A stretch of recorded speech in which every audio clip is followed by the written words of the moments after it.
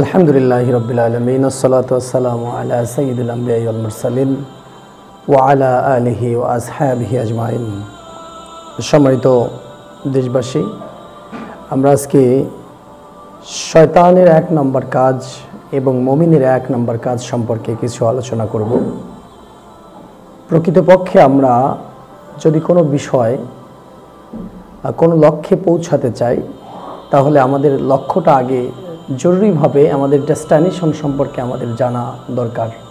মুমিনের এক নম্বর কাজ এবং শয়তানের এক নম্বর কাজ, এই দুটি সম্পর্কে আমাদের খুবই গুরুত্বপূর্ণভাবে জেনে থাকা দরকার। ভালোভাবে যদি আমরা জেনে থাকি, তাহলে আমরা একদিকে যেমন মুমিনের এক নম্বর কাজ করে আমরা সফল হতে পারবো দুনিয়া এবং আখিরাতের জীবনে, আবার অন্যদিকে শয়তানের প্রথম বা এক নম্বর কাজ, সবচেয়ে গুরুত্বপূর্ণ কাজ সম্পর্কে যদি আমরা জানি, তাহলে আমরা শয়তানের সেই ধোঁকা থেকে আমরা বেঁচে থাকতে পারবো ইনশাআল্লাহ। তো আমরা মুমিনের এক নম্বর কাজ প্রথমে শুরু করছি। এক নম্বর কাজ বলতে আমি শুরুতে আপনাদেরকে বলেছি যে সবচাইতে গুরুত্বপূর্ণ কাজ, সবচাইতে জরুরি কাজ, যেটা প্রয়োজন সবচেয়ে বেশি। আমাদের সমাজে প্রচলিত ধারণা যেটি, মুমিন বলতে আমাদের মাথার মধ্যে একটা জিনিস ভেসে ওঠে। আমরা মুমিন বলতে, খাঁটি মুসলমান বলতে আমরা বুঝি সে নামাজ পড়ে, সালাত আদায় করে, সিয়াম সাধনা করে, এরপরে হজ, জাকাত ইত্যাদি ইত্যাদি যে আমলগুলো আছে, এগুলোই শুধু ভেসে ওঠে আমাদের মুমিন বলতে।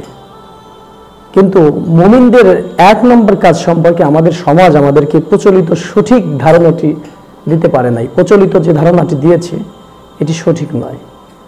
মুমিনের এক নম্বর বা সবচাইতে গুরুত্বপূর্ণ কাজ হিসাবে আমরা যেটা জানি, যে ধারণা সমাজ আমাদেরকে দিয়েছে, এটি 100% সঠিক নয়।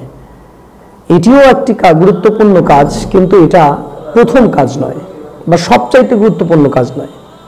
যেমন সালাত, সিয়াম এবং আমাদের অন্যান্য যে ইবাদত, এগুলো যদি সবচাইতে গুরুত্বপূর্ণ কাজ হতো, তাহলে আল্লাহ তাআলা কোরআনুল কারীমের বিভিন্ন জায়গায় এগুলোকে স্পেসিফিকলি বলে দিত।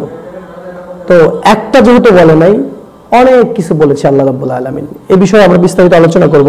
তার আগে আমি আপনাদেরকে স্মরণ করে দিতে চাই, আল্লাহ তাআলা হযরত আদম আলাইহিস সালামকে যখন বানালেন, ফেরেশতাদের সামনে প্রেজেন্ট করার আগে আল্লাহ তাআলা আদম আলাইহিস সালামের একটা ক্লাস নিলেন। আমরা জানি, ওয়া আল্লামাল আদামাল আসমাআ কুল্লাহা সুম্মা আরাদাহুম আলাল মালাইকাতি ফাকালা আনবিউনি বিআসমাই হাউলাই ইন কুনতুম সাদিকিন। আল্লাহ তাআলা হযরত আদম আলাইহিস সালামকে আগে এক্সট্রা ভাবে ক্লাস নিয়েছিলেন, অর্থাৎ নামগুলো শিখিয়েছিলেন। এরপর ফেরেশতাদের সামনে সেই নামগুলো আদম আলাইহিস সালামের কাছ থেকে জানতে চেয়েছিলেন। এর মানে এই যে শিখানো জ্ঞান, এই জ্ঞান আদম আলাইহিস সালামকে আল্লাহ তাআলা দিয়েছিলেন। এটা কোরআন নাজিল হওয়ার বহু আগের ঘটনা আমি বলছি। তখনও কোরআন নাজিল হয়নি, তখনও কোরআন সম্পর্কে আমরা জানি না, বা তখন আমাদের কোনো অস্তিত্ব ছিল না। হযরত আদম আলাইহিস সালামকে আল্লাহ তাআলা শুরুতেই শিখালেন, জ্ঞান সম্পর্কে শিক্ষা দিলেন এবং ক্লাস নিলেন। এটা থেকে আমরা জানতে পারি একটা তথ্য, নতুন একটা তথ্য, যে খুবই গুরুত্বপূর্ণ শিক্ষার যে বিষয়টা। কোরআনুল কারীম আল্লাহ তাআলা আরো বলেন, ইন্নাশ শাররাদ দাওয়াবি ইনদাল্লাহিস সুম্মুল বুকমুল লাযিনা লা ইয়াকিলুন। পৃথিবীতে সবচাইতে নিকৃষ্ট তারা যারা তাদের নিজেদের জ্ঞানকে কাজে না লাগায়। আমরা আমাদের নিজেদের জ্ঞান, নিজেদের কমন সেন্স, নিজেদের আকলকে কাজে যদি না লাগাই, তাহলে আমরা পৃথিবীর মধ্যে সবচাইতে নিকৃষ্ট হতে পারি, এই বক্তব্য কোরআনের। সুতরাং আমরা খুবই চতুরতার সহিত আমাদের খেয়াল করতে হবে যে আমাদের আসল কাজ কি। আমরা জানি কোরআনের প্রথম আয়াত, ইকরা বিসমি রাব্বিকাল্লাযী খলাক, এখানেও পড়ার কথা বলা হয়েছে, এখানেও পড়ার প্রতি ইঙ্গিত করা হয়েছে, অর্থাৎ জ্ঞান অর্জনের প্রতি। আবার ওয়া আল্লামাল আদামাল আসমাআ কুল্লাহা সুম্মা আরাদাহুম আলাল মালাইকাতি ফাকালা আনবিউনি বিআসমাই হাউলাই ইন কুনতুম সাদিকিন। আল্লাহ তাআলা এখানেও আদম আলাইহিস সালামকে আগে জ্ঞান অর্জন করানোর জন্য, জ্ঞান শিক্ষা দেওয়ার জন্য আগে তার ক্লাস নিয়েছেন। এখানেও শিক্ষার ব্যাপারটা। এখন সালাত, সিয়াম এগুলোর বাইরেও সবচাইতে গুরুত্বপূর্ণ আমাদের জন্য যেটি, সেটি হলো জ্ঞান অর্জন করা। আমাদেরকে জানতে হবে, আমাদেরকে বুঝতে হবে। আজকে আমাদের বাংলাদেশে বিশেষ করে এশিয়া মহাদেশের আমাদের মানুষের, আমাদের যে একটা ধারণা, প্রচলিত একটা ধারণা, সেটি হলো, যেমন আপনি ধরুন কওমি মাদ্রাসার কথা বলেন, এখানে বুখারী শরীফ খতমের অনুষ্ঠান করা হয় জাঁকজমকভাবে, কিন্তু কোথাও কোরআন সম্পূর্ণভাবে বুঝে কেউ পড়েছে, সম্পূর্ণটা আমল করেছে, এরপরে সম্পূর্ণ সঠিক ধারণা কোরআন সম্পর্কে পেয়েছে, এরকমভাবে হাফেজ হওয়ার পর সেটার কোনো অনুষ্ঠান বাংলাদেশে হয় না। বাংলাদেশে আমাদের যে হাফেজ আছে, আমরা তাদেরকে বলতে পারি আংশিক হাফেজ, কারণ তারা শুধু কোরআন পড়তে জানে, কোরআনের কোনো অর্থ জানে না। আপনাকে একটা ম্যাপ দেওয়া হয়েছে, আপনি অন্য একটা দেশে বেড়াতে গিয়েছেন, সেই ম্যাপে ঠিকানা লেখা আছে। এই ঠিকানা আপনি পকেটে রেখে আপনি যদি ঘুরে বেড়ান, অথবা আপনি যদি ওই ভাষাটা না বোঝেন, পড়তেই যদি না পারেন, তাহলে আপনি পথ ভুল করবেন। তো কোরআন আমরা তেলাওয়াত করলাম, কিন্তু কোরআন কি বুঝাতে চেয়েছে আমাদের, এইটা যদি আমরা না বুঝি, তাহলে আমাদের পথভ্রষ্ট হওয়ার সম্ভাবনা বেশি। এই জন্য আমাদের জ্ঞান অর্জনের দিকে ধাবিত হতে হবে। কোরআন সম্পর্কে 100% জানার পর অন্যান্য কিতাব, আমি বলছি না ফাজাইলে কিতাব, ফাজাইলে জিকির, এগুলো পড়া যাবে না, বুখারী শরীফ পড়া যাবে না, অবশ্যই পড়তে হবে, কিন্তু কোরআনটাকে সম্পূর্ণভাবে জানতে হবে। কোরআন না জেনে অন্যান্য কিতাবের প্রতি আমাদের যে আকর্ষণ, এই আকর্ষণ তৈরি করছে শয়তান। এখান থেকে আমাদের শয়তানের 1 নম্বর কাজ স্পষ্ট হয়ে যাচ্ছে। যেমন আমি একটা উদাহরণ দেবো আপনাদেরকে।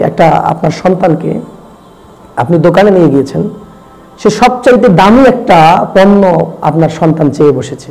এখন আপনার সন্তানের মাইন্ডকে কনভার্ট করার জন্য, তার মস্তিষ্ককে আপনি অন্যদিকে আকর্ষিত করার জন্য আপনি অন্য প্রোডাক্ট দেখাচ্ছেন। বাবা এটা নিতে পারো, এটা ভালো, এটা মজার। আপনি আসলে চাচ্ছেন যে আপনার সন্তান, তার নজর যেন ওই দামি জিনিসটা থেকে সরিয়ে নেয়। এই জন্য আপনি তাকে কম দামি কিছু জিনিস তার সামনে প্রেজেন্ট করছেন, অন্য প্রোডাক্ট আপনি দেখাচ্ছেন। আপনার সন্তান ঠিকই একসময় ওই দামি জিনিসটা ভুলে কম দামি জিনিসটা ধরে দিল। এখন শয়তানের কনসেপ্ট হলো, শয়তান আপনাকে চাচ্ছে যে আপনি কোরআন থেকে দূরে চলে আসুন। আপনার সামনে রাখছি ফাজাইলে কিতাব, ফাজাইলে জিকির, এই কিতাব সেই কিতাব, অনেক কিতাব আপনার সামনে প্রেজেন্ট করছে।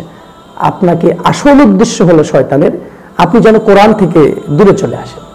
এই কোরআন থেকে আপনাকে দূরে সরিয়ে দেওয়ার জন্য আপনাকে বিভিন্ন কিতাব আপনার সামনে শয়তান তুলে ধরছে।